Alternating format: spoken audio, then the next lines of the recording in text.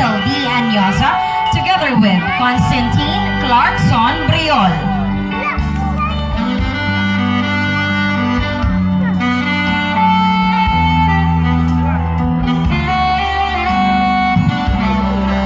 Esperanza means hope, the second theological virtue. She carries an anchor that symbolizes our strong hope, our firm and steadfast hold on. God will strengthen our hope in whatever comes in our lives.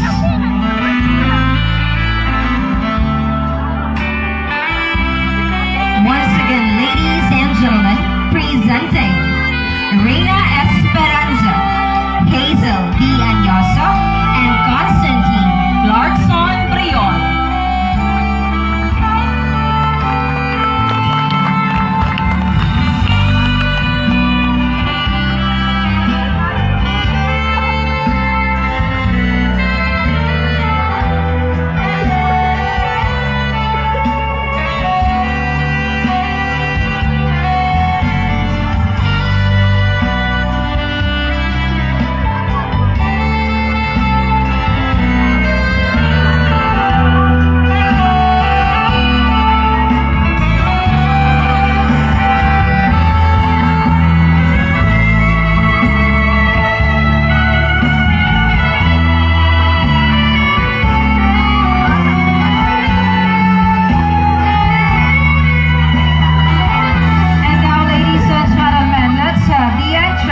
Reina Caridad.